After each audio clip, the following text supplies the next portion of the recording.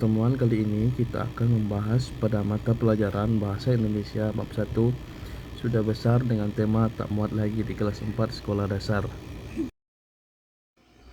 Nah, kalian kan sudah makin besar. Sekarang sudah di kelas 4. Coba kalian perhatikan teman-teman kalian sekelas. Ada yang berubah, ada juga yang tidak. Ada yang perubahan fisiknya semakin terlihat, misalnya pada badannya yang semakin tinggi. Ada pula teman kalian yang rambutnya semakin panjang. Pada kali ini, Bapak akan mengajak kita untuk membaca bacaan yang berjudul Tak Muat Lagi. Nah, Bapak akan membacakan bacaan ini, kalian dengarkan baik-baik ya. Judul cerita di atas, Tak Muat Lagi. Lala baru saja pulang dari sekolah. Cuaca panas membuatnya buru-buru masuk rumah. Segelas air dingin itulah yang diinginkannya. Kakak pasti haus, ini minum dulu. Kiki menyodorkan gelas air.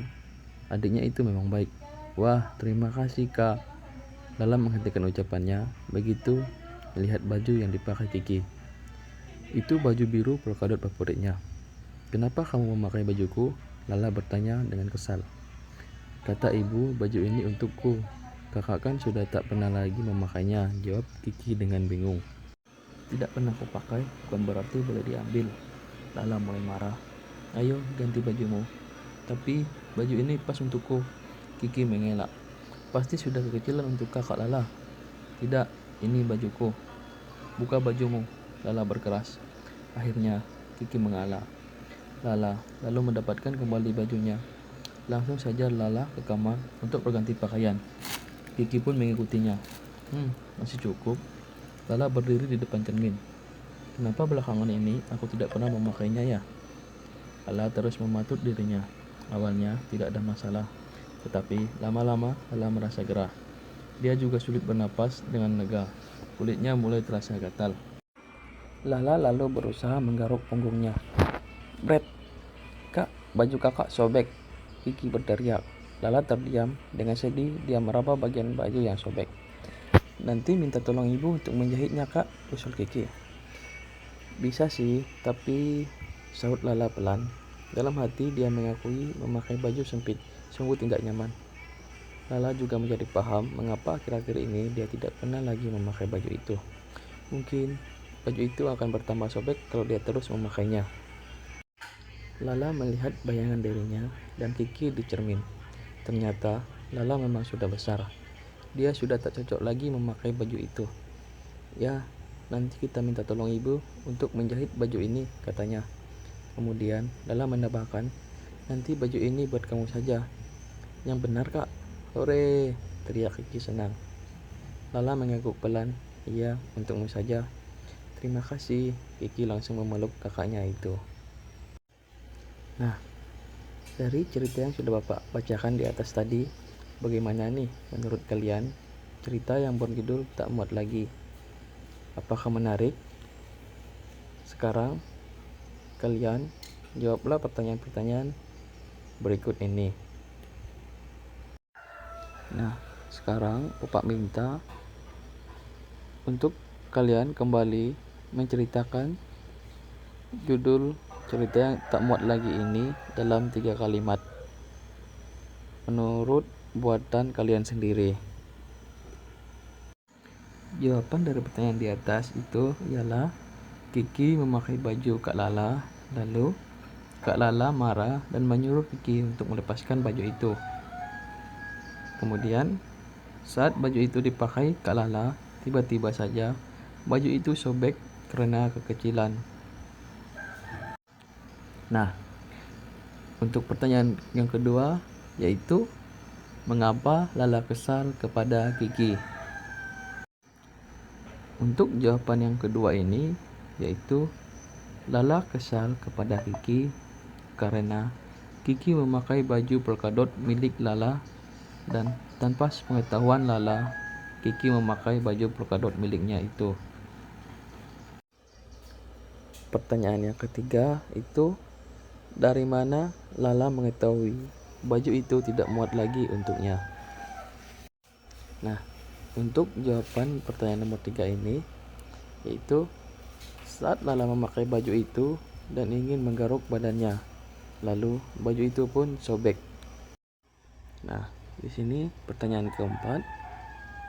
Menurut kalian, bagaimana perasaan Lala setelah memutuskan akan memberikan bajunya kepada Kiki, adiknya itu? Untuk jawaban yang keempat, mungkin Lala sedih karena tidak mendengarkan kata Kiki sehingga bajunya menjadi sobek. Untuk pertanyaan selanjutnya, di sini apakah kalian juga mempunyai adik? Lalu bagaimana perasaan kalian jika barang kalian diminta adik? Nah, untuk menjawab pertanyaan terakhir ini, kalian bisa membayangkan diri kalian sebagai Kiki.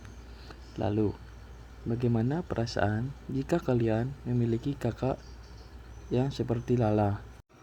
Nah, tentunya kalian sudah memahami bacaan tadi kan? Sekarang kita akan sama-sama mempelajari tentang kalimat transitif dan intransitif. Nah, kalian tentu sudah ingat dengan unsur-unsur yang membentuk sebuah kalimat, yaitu SPOK, di mana S merupakan subjek, P predikat, O itu objek, dan K itu keterangan.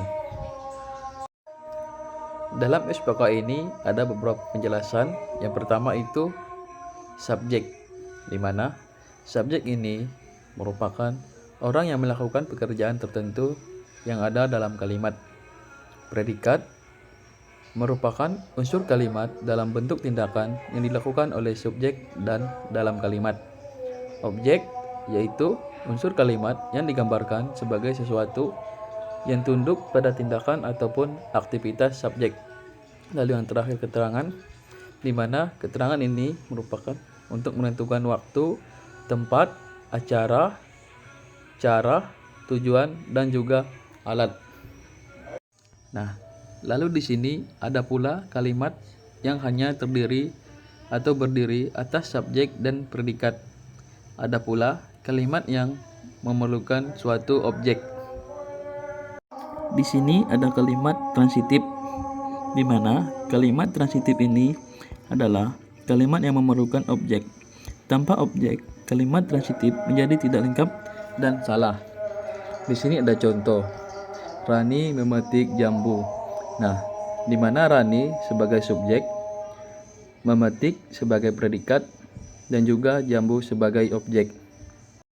Nah, kalimat transitif selanjutnya, Ika memakan sate di depan rumah, di mana Ika sebagai objek, memakan predikat, sate adalah objek, di depan rumah keterangan tempat.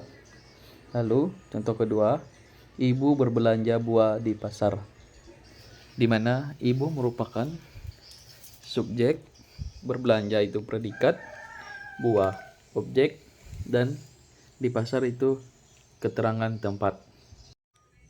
Kalimat selanjutnya, paman menyirami tanaman di sore hari, di mana paman merupakan subjek, menyirami itu predikat, tanaman objek, di sore itu merupakan keterangan waktu. Contoh kedua, ayah membeli buku kemarin siang. Ayah merupakan subjek, membeli adalah predikat, buku objek, dan kemarin siang itu merupakan keterangan waktu. Nah, di sini ada kalimat intransitif, di mana kalimat intransitif ini merupakan kalimat yang tidak memerlukan objek. Sebagai contoh, yoga bernyanyi, di mana yoga itu sebagai subjek dan bernyanyi itu sebagai predikat. Kalimat intransitif selanjutnya itu Lani menangis di kamar mandi. Nah, sebagai subjek merupakan Lani, menangis merupakan predikat, di kamar mandi keterangan tempat. Lalu contoh kedua, adik membaca di kelas, di mana adik merupakan subjek dan membaca merupakan predikat, di kelas adalah keterangan tempat. Nah, sekarang Bapak minta untuk teman-teman membuat 5 kalimat dari kalimat transitif dan 5 kalimat dari intransitif. Silakan untuk teman-teman mengerjakan. Selamat mengerjakan.